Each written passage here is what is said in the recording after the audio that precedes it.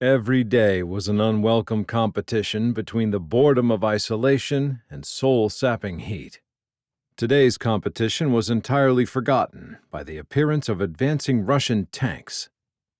Soldiers tried to ignore the adrenaline surging through their bodies as they stuffed extra ammunition into their chest rigs. They distracted themselves from thoughts of being shot at by turning their focus on inspecting their weapons. It was critically important everything worked.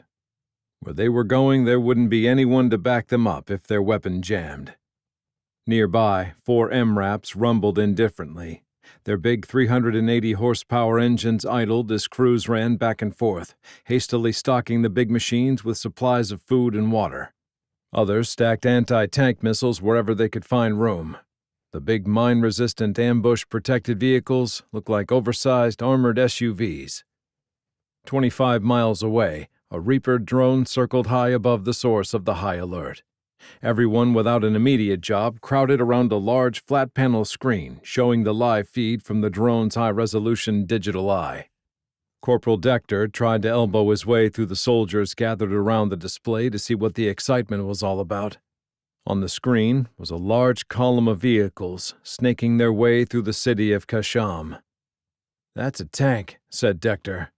"A T-55, pointed out one of the Green Berets. "And there's lots of them." "They crossed the Euphrates?" said the corporal. "They can't do that. That's our side of the river." "Why don't you go tell them that?" said a sergeant. Close proximity between Russia and the United States was like rubbing 2 sticks of dynamite together and hoping for the best. It was always a bad idea.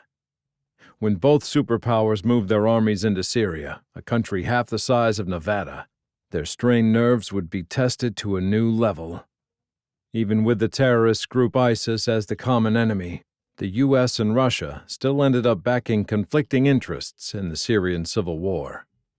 The Russian-backed Assad regime had been grabbing oil fields and enforcing its authority under the guise of stamping out the dwindling band of ISIS terrorists.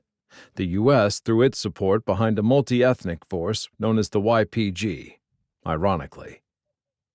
ISIS served as a buffer between the two superpowers. As the terrorists lost ground, it brought Russian and U.S. forces uncomfortably close in the oil-rich province of Deir el-Zur. To reduce any misunderstandings, they had agreed to use the Euphrates River as a natural divide. Each country was supposed to stay on its own side. Nobody was shooting at anyone, but that looked like it was about to change fast. Earlier in the day, a column of 800 troops and 27 vehicles, including T-55s, T-72s, armored personnel carriers, artillery trucks, and rocket platforms, had crossed the Euphrates using a pontoon bridge. They had attempted to mask their movement by sneaking through the city of Kasham. The Syrian general leading the force refused to believe the American UAV posed a threat. He was disastrously ill-prepared for how wrong he was. Klaxons came alive, sending U.S. forces into action at the Al Udeid Air Base in Qatar. It was a mad scramble as ordnance and fuel crews rushed supplies to their respective aircraft. Weapon packages of anti-armor and high-explosive bombs and missiles were released from the munitions lockers. F-15 Strike Eagles, capable of going 2.7 times the speed of sound, F-22 stealth fighters, and AH-64 Apache helicopters were quickly equipped for battle.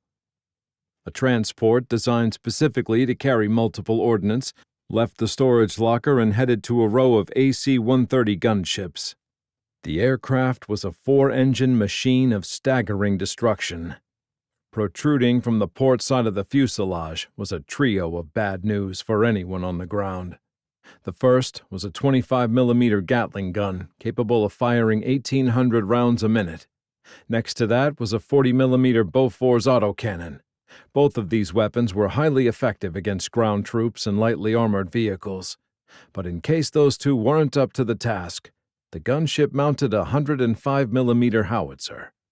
Originally engineered as an artillery piece, this weapon fired a multitude of 20-pound airbursts and impact shells. The AC-130 gunship wasn't as new, sleek, or pretty as the other attack aircraft, but no other aircraft inspired as much fear in her enemies.